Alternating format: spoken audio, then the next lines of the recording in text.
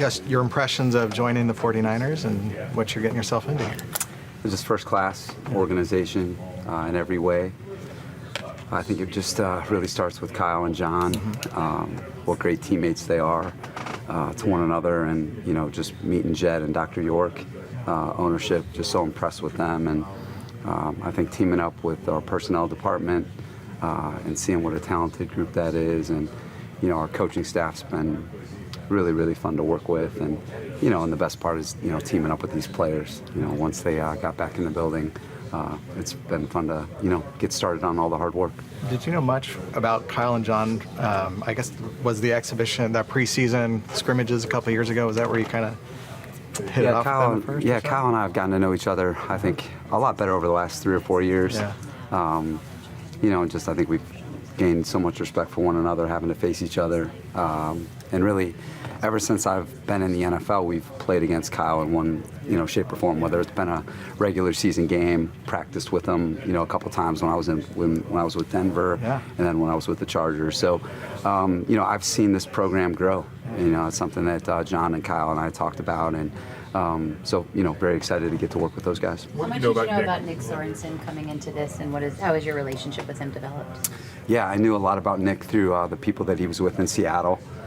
He's actually a Clevelander at heart. That's where his family is. So we share some common ground there in Northeast Ohio. But really got to know him through the guys in Seattle, and then actually after he left Jacksonville, visited with him about our special teams coordinator job. So kind of known of each other. And then when this opportunity came about, I think there was a lot of common ground. And really, it's been really fun to work with him so far. What is the common ground between the stuff that you've run and the stuff that they've run here now for many years? Do you see a blend that's natural, or is it a little more work to try to get some of those elements into this? Yeah, I think just a lot of common ground. A lot of respect for how they play defense, both when he was in Seattle and then certainly here in San Francisco, and then have a lot of respect for his experience as a player too. I think he has a lot of foundation in pro football, and so this is a group of guys. Obviously since Kyle and John have been here, having to face them so many times, but set a high standard defensively, and being on the other side of it, certainly a group of guys that we always respected. So I think the team up, I think our backgrounds are more similar than different. But they're also complementary, and so it's been fun to work with Nick and all this group of coaches on defense, because it's a very, very talented staff and really awesome group of guys. Can you sketch out what your role is? What you and Nick have decided, kind of what your role is going to be, like during the season, during the week, during the game? Yeah, we'll work through all the seasonal rhythm stuff, but I think I'm going to be here for Kyle and John where they need me to be. I think it'll be kind of a combination of all my roles in the NFL, but I'm going to be working primarily on defense, and but I'll be with a lot of the different position groups, mostly in the secondary, and then working with Kyle closely on a lot of other things. Saw you throwing the ball in the defensive skeleton, and that's Kyle's thing. How did that work out? Oh man, just a former college quarterback, trying to spell the the starter, if he needs a break. But that's I think from afar, that's something that I think is a really good aspect of what Kyle does, is connect with the defensive group of guys, and what better way to do it than make them feel good throwing some interceptions. How much of a sounding board have you already been for Kyle? Like former head coach, somebody who's been through some of these things. He talked about you in the draft process too. Have you been able to kind of just sit down with Kyle and talk about concepts, about personnel ideas? Yeah, I think that's been the aspect, I think, of the job that I've enjoyed the most, is just teaming up with Kyle and John, and doing, what's going to be best for the Niners. And that encompasses, a lot of different things. But if he needs something, then we've been able to connect and kind of collaborate on that. And that's, a big part of the role that I was excited about. What's the attraction of coming here as opposed to maybe an opportunity to call defenses somewhere else? Why the role that you picked? I think, the role is really about the people, and I think the place, that's where, most good decisions happen, if you can kind of center on those things. So just a lot of respect for Kyle from afar, and I think we've gotten to know each other, a lot better over the years, and, I think there's just a common ground in how to, coach and lead a football team, and having to face this team over the years, I felt like it would be a good opportunity for myself and my family, and hopefully, be able to, help this team be as good as it can be. Was the interview process unique as far as Kyle hinted that there was a lot of discussions? Was that about finding that common ground philosophically during the interview process? I think it was just more or less, ironing out the role. I think, again, like a lot of respect from afar, and then coming here and meeting with Kyle and John, it was just, probably determining the role and the fit. I think that we both had that, that respect for each other from a football standpoint, from a leadership standpoint, but it's just, okay, how's it going to work here? Can it work here? And I think it became clear to all of us that it could, and that would be great, for everybody. And so very thankful for the opportunity, and like I said, I'm excited to get to work. Kyle said that there's no question who the DC is. It's Nick, obviously. Do you had to talk about that with Nick? Like, I understand I have a reputation. I've been head coach. I want you to know that you're the DC. I mean, do you have to literally have that conversation? No, I don't think so. That's been defined by Kyle and John. So, what it's really about is putting a group together that's committed to the Niners. And when I came here, that's certainly what I was committed to, and helping this team in whatever way, Kyle and John saw best. And, Nick has been fantastic, and we've got a great group of guys on this coaching staff. You imagine you're going to be in the booth because Nick's going to be on the field? I don't know that. Well, I think we'll take the next couple months, training camp, and, we've got a lot of time to make those decisions. You were on the field when you were DC, weren't you? I was, Yep. yeah. Where does Leonard Floyd enter his defense, and how does he increase what the defense can do, like schematically and pressure packages and things like that? Yeah, Leonard's one of the top players I've ever coached. I coached him at 2 spots, and I've been able to see his growth and improvement as a player. And I felt like last year he's played as well as he's ever played. And that's saying a lot because he's played at a high level. He's been a part of number 1 defenses, wherever he's been, Chicago with the Rams, and then part of a really good group last year in Buffalo as well. So very experienced. And, I think, our organization knew a lot about him before.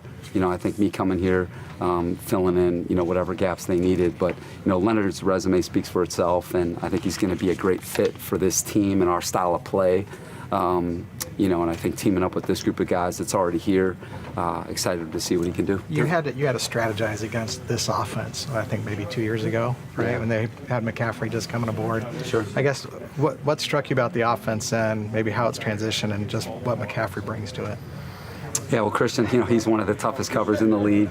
He's such a complete player. And I think just the challenges, that our offense presents to whatever defense it faces is you have to defend everybody.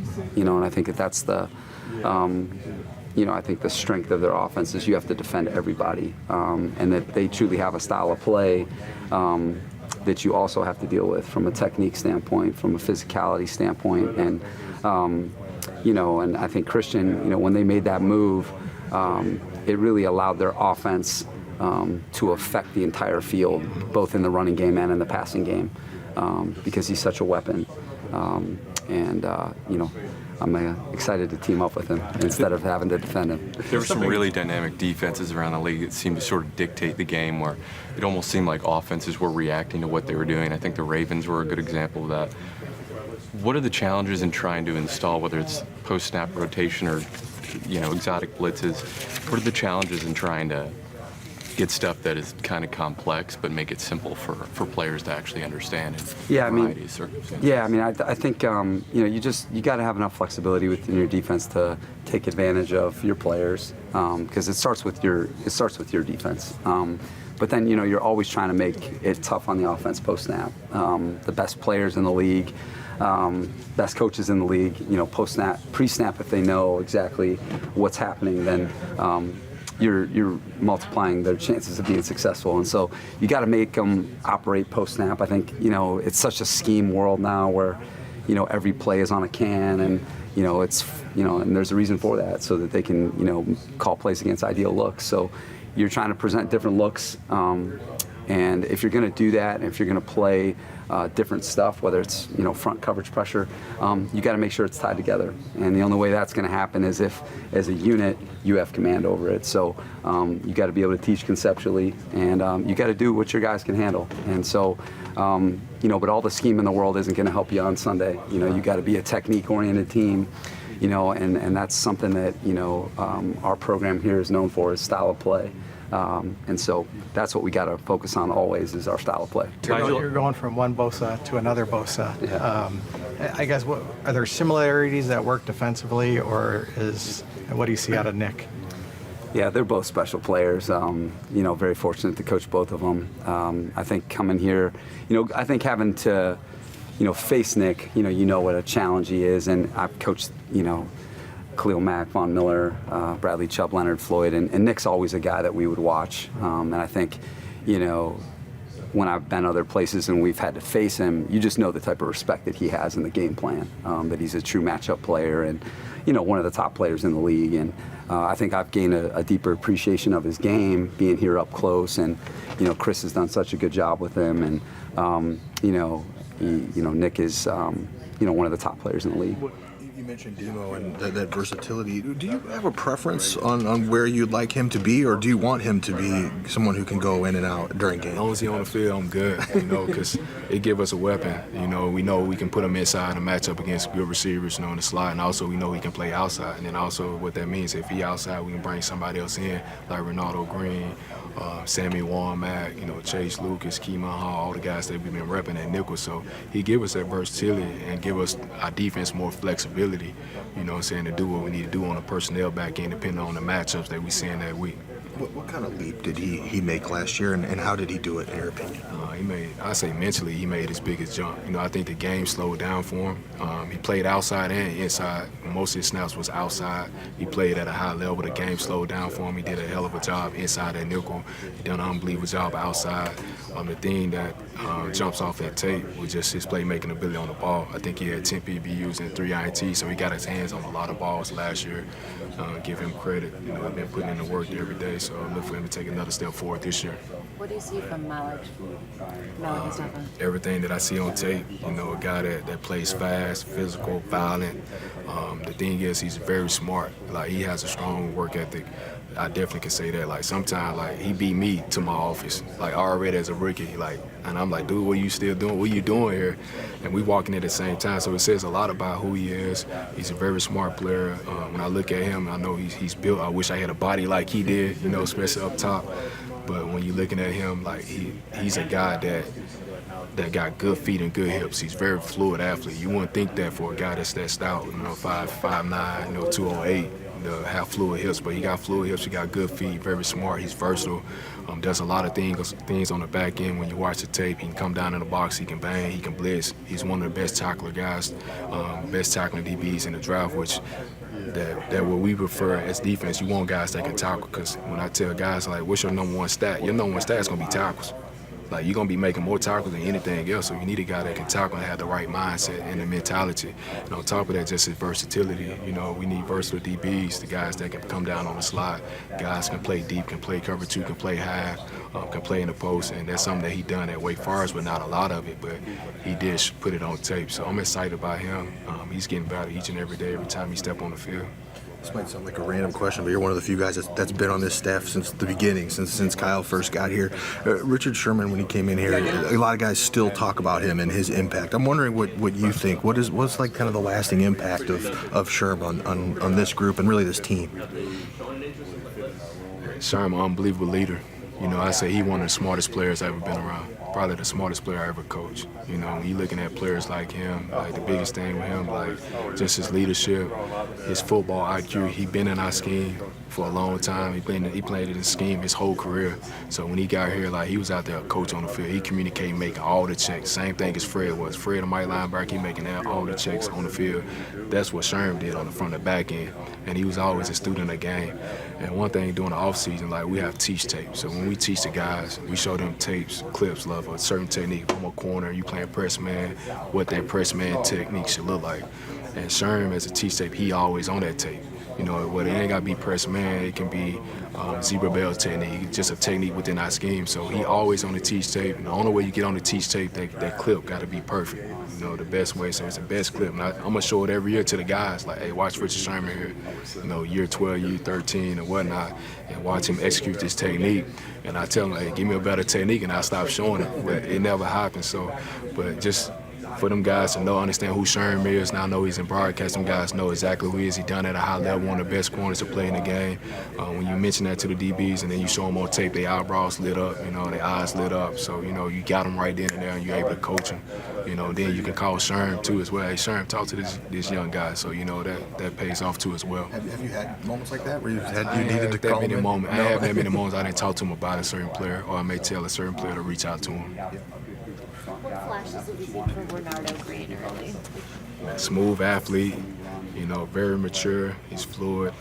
The thing is with him is like he moved like water. You know, he's changed the direction, got quick feet, and then a guy that it never seemed so big for him. You know, he always even kill. Whether if he make a bad play, he make a good play. He's always even kill. It's never too big for him. He learning 2 positions right now, which I talked about earlier, which is hard for him. But he's doing a great job handling that mentally. He's not making many busts. He's flying around. He's doing the best he can. He's getting better each and every day. What do you do to make sure that the rookies get caught up to the NFL speed and just this lifestyle without getting obviously too overwhelmed early? Meetings, you know, right now since rookie minicamp, like we meet with them guys more than we do with the vets. You know, every day after the practice meeting, we have a rookie meeting, and that's one thing Cal set up to get those guys caught up. So it may be an extra 3 hours. So if we already have meetings in the morning, we go out there and practice on the practice field, and we come back, we have a 3-hour meeting each and every day, and all we do is just review their technique, review the install. So mentally, they caught up. So our whole goal is by the time they start working with the vets, after they have rookie minicamp, they got 1 week with the vets. So for that week before rookie minicamp, we get on Zoom meetings and we install everything like we do with our vets. So to catch them up mentally. So then when they go through rookie minicamp, it's a smooth transition. After the minicamp, we meet with them again. So then now by the time they get with the vets, they already heard everything that we done told our vets. So they already ahead of the curve from a mental standpoint in regards to the install and all that. So when we're able to go out there on the field, they know exactly what the coach is talking about. They know exactly what the call is. They can get a line up and they can execute their call. How is Devondre Campbell? Like, spoke about how he's so excited about being here. Yeah.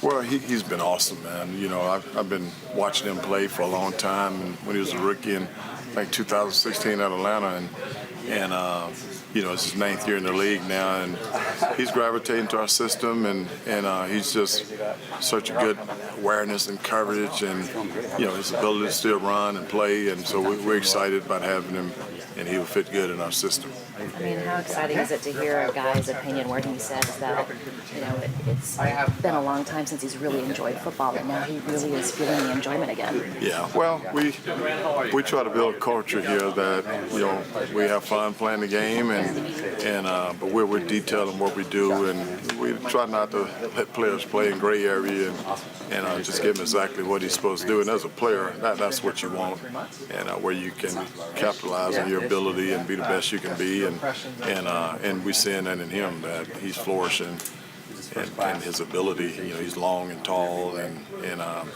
we're excited to have him. He fits in good with what we do. And he said, you know, they play grown man football. Yeah, well, you know, our coach is that we want to be physical and we want to be violent, and we want to put it on tape, and you know that if you hear it, that's what you're going to see. Our players and how we play defense, and most players, they want to play that way, but we demand it, and it shows on tape that how we play, the violent part of our game, how we play. So, and I'm sure players are excited to play in this system. I always tease our players, man, I wish I could have played in a system like this when I was a player, but they get a lot out of it. It seems like the young guys coming out now from college have a little bit better head on their shoulders. Like they've been in college longer. It feels like they aren't coming out as wide-eyed as they used to from college. I know you got a new guy in the draft. Yeah, Tatum Bethune, he's I don't know, fifth year senior coming out, but he's played a lot of football, and a lot of stuff is really just changing the terminology to what they've seen and the technique, how we play things. Some of the technique is a little different. But, guys have a lot of experience, man. And, football is football, and making tackles is making tackles. So, we look for guys that can gravitate to a different system. And, we change up a few little techniques that they've probably been doing in college. But for the most part, those guys are, what we see on tape is from college is what we expect them to do here. And it seems like, he again has like a good head on his shoulders. Just coming out of the draft, I mean, he said that he spoke to you a lot throughout the process. Yeah, he did. We've had him on a visit here, and just been around him for a day that shows that he can learn. He has the right character that we're looking for. And he has the ability to take stuff from the meat room and do it on the field. And just watching some stuff that he did in college on the field is what we look for in our linebacker. He plays physical, and he's violent, and he's a smart player that can gravitate to our system and learn it. And I know you're familiar with Nick Sorensen, obviously, because he's been here before. How has that transition been so far? It's been really good. I think Nick's it's no surprise. He's doing an excellent job, and Nick been around the system for when he was at Seattle. He was around the system, and since he's been here, he's been around the system. And Nick have worked. He was with the linebackers, secondary, and so he's very familiar with the overall units. How does this offseason feel so far? Yeah, it feels good. I think we hit on some players in the draft that fits our system, and some free agents definitely that we signed that's going to fit our system. And it's been a short off season from playing in the Super Bowl, but we love that. And we like the pressure of getting things done in a short period of time. But it's been good, and I think we got better as a team with personnel that we accomplished in free agency. And how have you've been in touch with Dre Greenlaw, obviously? Oh, yeah. How have the spirits been? Well, Dre's always positive. Dre's always the cup is half full and empty, and I got a lot of confidence that he'll be back full go. And I don't know the time frame, but Dre is a player that stand for the 49er type of defensive player that we want. He's a violent, physical player, but on the other side, he's a great teammate, and we miss him being on the field. But it's part of the game, and he'll get through it. How do you feel like Devondre Campbell is going to fit in with Fred Warner in Dre's place? I think he'll fit in great. And Campbell and Dre is two different players, and Campbell is a lot longer with length, and Dre is just a physical, really good player. But Devondre is he's a student of the game, and he's been around the game a long time, and he's going to give us some veteran presence out there. And so we're really excited to have him, and I think that like I said, he'll fit our system good. Tap was obviously Mr. Energy. Is Cameron the same way? Does he have that in him to sort of emulate that? Yeah, he does. Everybody has different personalities, and they have to coach and be their own person. I don't want anybody to come in and try to emulate the guy before. Be your own person. Cam's came in and demonstrated, extremely intelligent individual. He's been around sports, his whole life, through his dad, so he sees things, through a sports lens. And getting here last year and being able to really work underneath Tap and see how the way Tap operated on a day-to-day basis as my assistant was valuable for him, and he's hit the ground running and done a good job so far this spring. You've obviously had a lot of turnover in your group this offseason. How important and nice is it to have Bosa here for this period of time, just to kind of start working with those guys and get some familiarity? Really nice. One, to get familiar with the new guys, him get familiar with them, and them get familiar with Bosa, and then just anytime you got Bosa's knowledge, in the meeting room, and guys can bounce ideas off of him, and he's obviously played in a lot of football at a high level in the NFL, and guys gravitate towards that. So I think it's really good for his teammates, and then I think it's really good for Bosa, to get in here and get some work here towards the end of the spring and just try to sharpen things up before we go on this 40 days off, before camp starts, just to work on some some footwork, some bending drills, some standard technique stuff that can just really he can hit start day one of camp with some of that stuff knocked out, now getting it here towards the end of the spring. I think it's really good. So I think it benefits both ways, and then just the example that he sets on the field, with his technique work and how technical he is with all of his movements and the things. He's been here going on 6 years now, so he's got a really good grasp on all of our alignments, our aiming points, how we use our hands, and guys can just sit back in the line and just watch him go and see how it's really supposed to look. As he always is, he was pretty critical of himself after the season. He said he felt like he played the run as good as he ever has, but maybe pass rush not where he wanted to be. And he mentioned hand usage in particular, that maybe he didn't get just because you don't get the reps in during the offseason. What did you see from him last year in terms of that, and how is he able to get back to it? I would agree with his assessment of himself. I thought he took a step he's always been a really dominant run player for us on the edge, just his ability to be able to reduce run lanes with his edge sets, and the ability to close ground on the backside and get the plays, and then just the instinctual stuff he does in the run game that people really don't even see. I thought it was the best he's had since we've been here. As in the pass rush, it's difficult.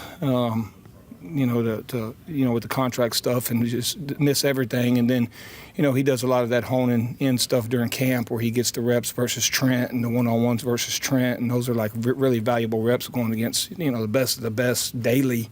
You really get honed in on that stuff. He wasn't able to get that. And, I think we hit the ground running with him with a walkthrough, and then 3 days later he's in a game.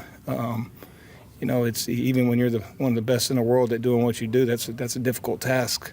To ask. So just the timing of things, I think, will be more honed in this year, with the reps here at the end of the off season, and then just being able to go out there and go against Trent and the other guys during camp, and really get a feel for the hand use, the timing of it. If you're off a little bit in the NFL, you're not going to win. Guys get paid a lot of money to block him, and he gets paid a lot of money to beat him.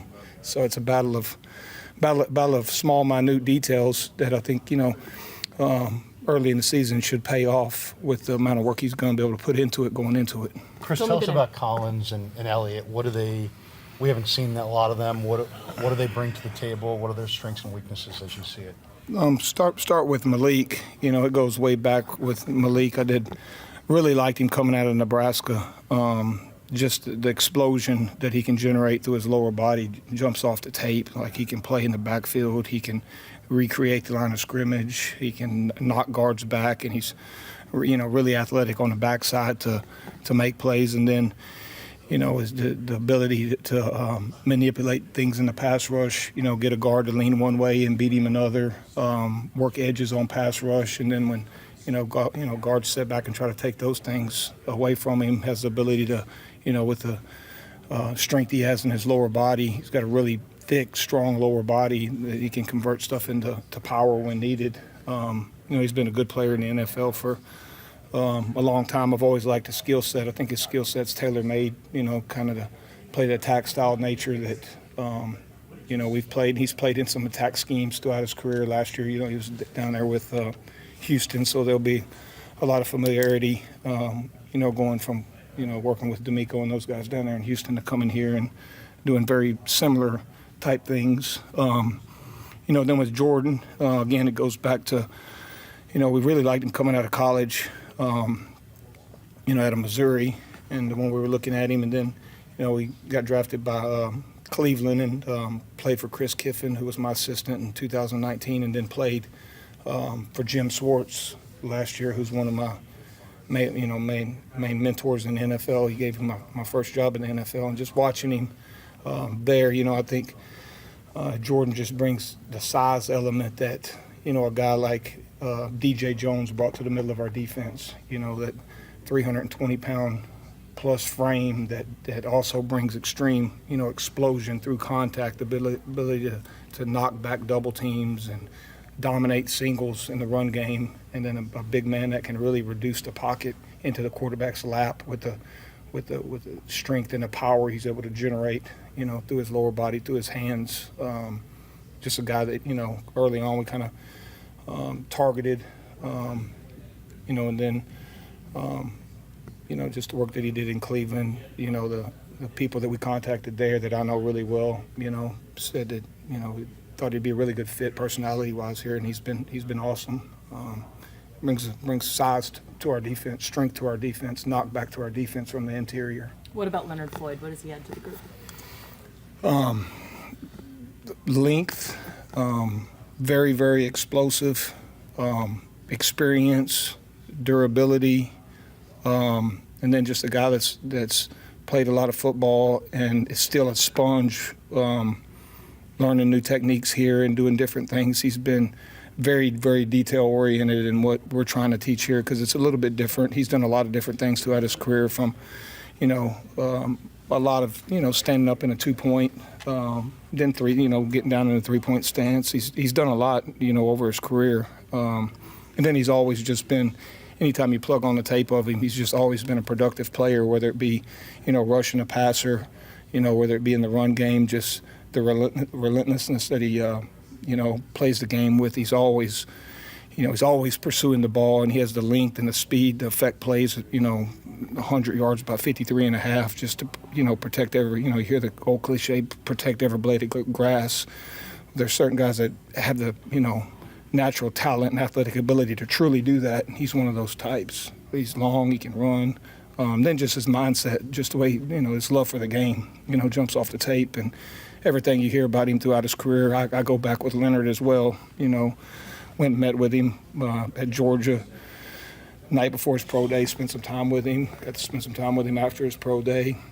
Really liked him coming out of college. That particular year, I thought he was the, you know, the most explosive rusher in the draft coming out. And, you know, just as I've said in the past, you know, anybody that's caught my eye, you know, that I really thought had the talent to play within our scheme in college, and we really liked him. I keep up with him in the NFL, and things always circle back around, and it's, you know, for me, it's kind of circled back around with him. I've always kept an eye on him and just really liked the way he plays the game, the nature, you know, the love, the passion, and then the talent behind it. Does Shaquille Brown fall into that category too? Somebody that you've been looking at for a little while? Yes.